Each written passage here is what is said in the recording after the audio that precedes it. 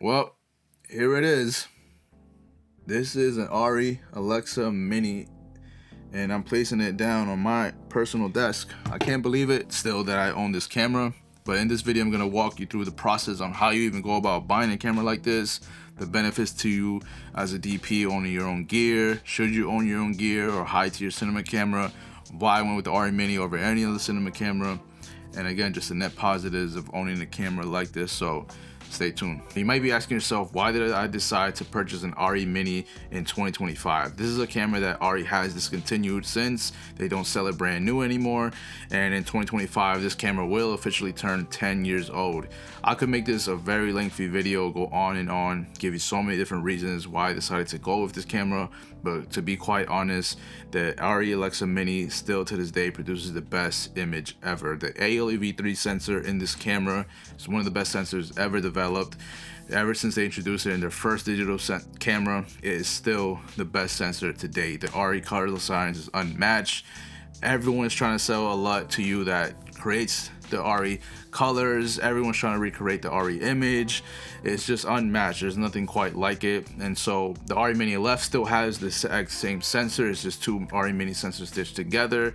Why did I go with the ARRI Mini over any other high-end tier cinema camera? I could have gone with a Venice, maybe go into a Venice 2. Alexa 35 is their newest camera that ARRI has introduced.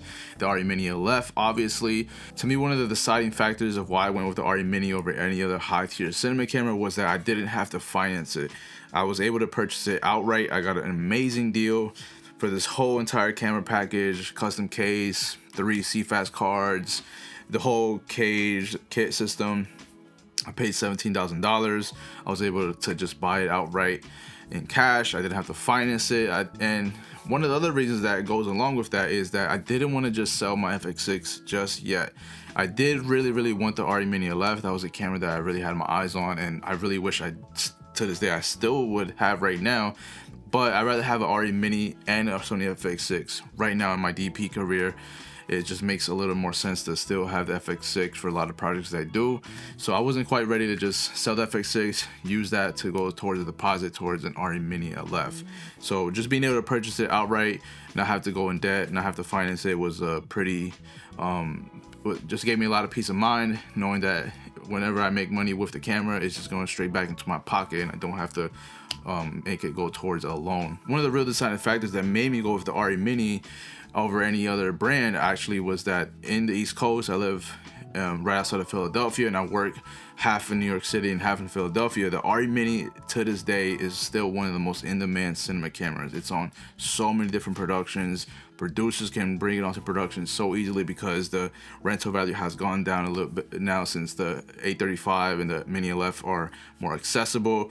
And since it still produces the best image, just as good as those two cameras, it's really easy to put this camera to work. If I rent it out for an average of $500 to get my $17,000 back, I would only really need to rent it 30 to 35 times.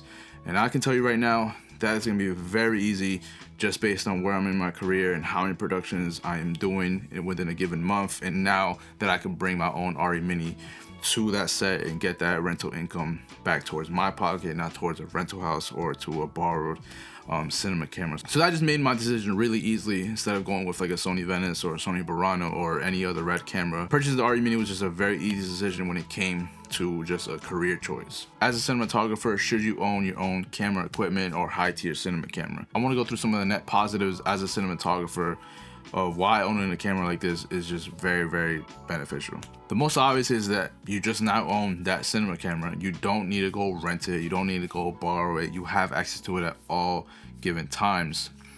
What does this do for you in your career? Well, you can let the producer know or the director know, I already own the camera. We don't need to rent it. We don't need to find one. If you're traveling to a city that maybe the rental house is all booked up, they don't have any more left, or you're going to a city that doesn't even have a rental house with a camera like this, it's just a net positive win-win overall because you just now own it and have it accessible at all times. This also allows you to just free up time for the producer. They don't need to send a PA to go to the rental house to pick up the camera or waste the first AC's time to go to the rental house to pick up the camera. Unless there's a prep day or prep build that's needed, that's a different story. It just is so much less friction that is now in between you, the production, and bringing this camera on set. Another net positive is that you owning this camera is obviously just going to generate so much more income for you as a DP. Like I said, I paid $17,000 for me to rent it out about 30 times. I will make my money back if I rent it at average about $500, and that's not including counting the income that I'm going to get from renting my tripod, my director's monitor, my own onboard monitor, etc., etc. The rental package you generate from a camera like this as a DP starts going straight into your pocket now, and it's just gets more fruitful. You can use that to invest into other equipment, or you can just finally have that peace of mind like, hey, every single time I go on set and I bring this camera, I'm winning overall because I'm getting my own DP rate and I'm getting my camera package rate, and it's a high tier camera package rate. But on the flip side of that is that you can also go on productions where maybe they don't have the budget to rent a camera like this. Either it's a short film, a passion project, a spec project. Now you don't need to have the producers try to figure out if they can even rent a camera like this, or if they can just offer you a very low rate to bring it on. You're like, hey, yeah, I'm on board. Or you just bring it on for free because you already own the camera, and now you can get the best image possible every single time you do a production. Again, whether it's a spec, passion, etc., or you happen to friend out.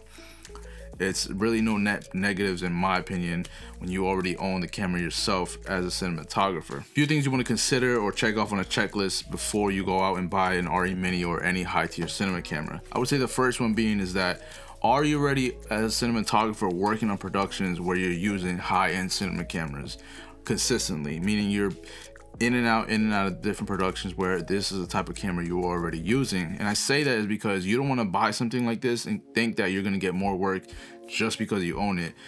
Now, I'll answer the other flip side of that, but again, have that reality check. It's not just something that's going to immediately get you onto productions or get you more work. You should already be a cinematographer in demand on those productions that camera is already being used in. 2, just make sure that you have either money set aside for additional camera support that a camera like this will now bring, or you already have camera support that will support a camera like this. And I say that to say, again, this camera is a little bit heavier. Once you put in a studio package, your tripod is gonna need to be able to hold more weight for the tilt and the pan. You're gonna need higher, more expensive cards. You're gonna need a specific card reader. So there's all these little additional accessories that are gonna come with a cinema camera like this. Do you have cinema lenses? Or you have availability to rent cinema lenses very easily?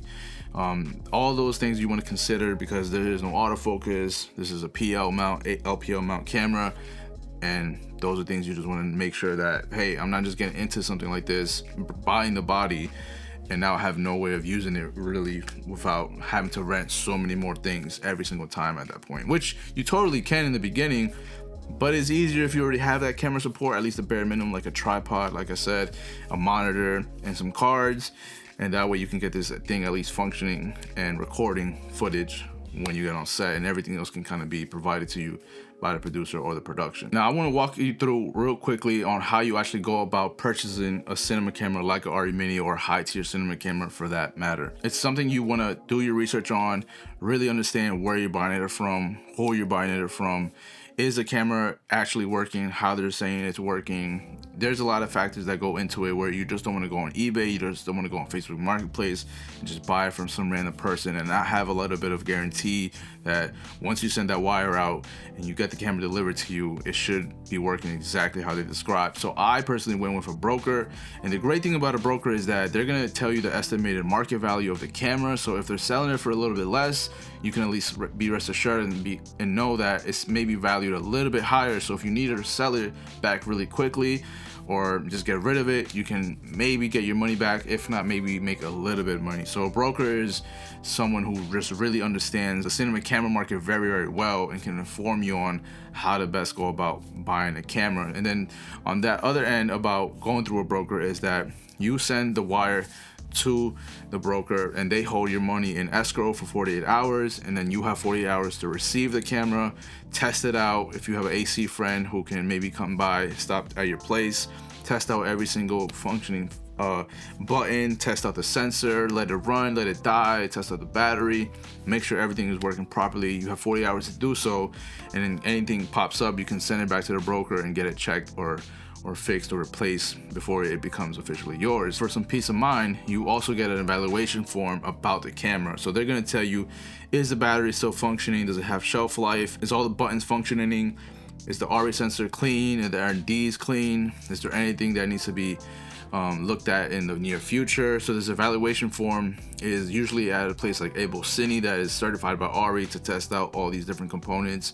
So again, you'll be purchasing the camera with peace of mind. If you get the evaluation form back and some red flags pop up, you can get those things addressed immediately. So that is one of the best ways to go about purchasing a camera like this. Is just go through a broker. It's safe.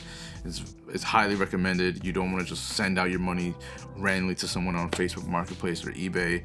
And it's usually a little bit more economical as well versus paying eBay fees and resale fees and all that matter. So to wrap this video up, and for any cinematographer or DP watching this video and you're considering buying your first high-tier cinema camera like an ARRI Alexa Mini, and maybe right now you own an FX6 or FX9 or a C70, C400, and you're ready to go to that next level, invest into a big cinema camera, I hope this answers a lot of the questions that you might have had about the process of even buying the camera, how it benefits you as a cinematographer in your career financially, but also just being able to give peace of mind to your producers, to your directors, and also to just bring the best image possible on every project you do, whether it is a passion project or a spec project. Just remember, just because you own a camera like this, it doesn't guarantee that you're gonna get more work straight out the box because you just went ahead and bought a cinema camera.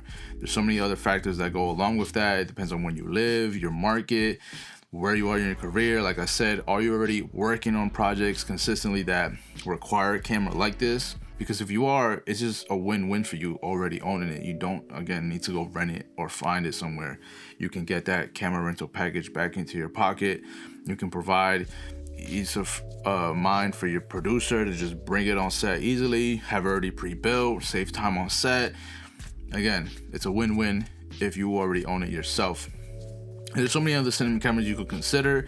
I still personally think the ARRI Alexa Mini produces the best image. And when I say the ARRI Alexa Mini, I mean obviously the sensor inside of it.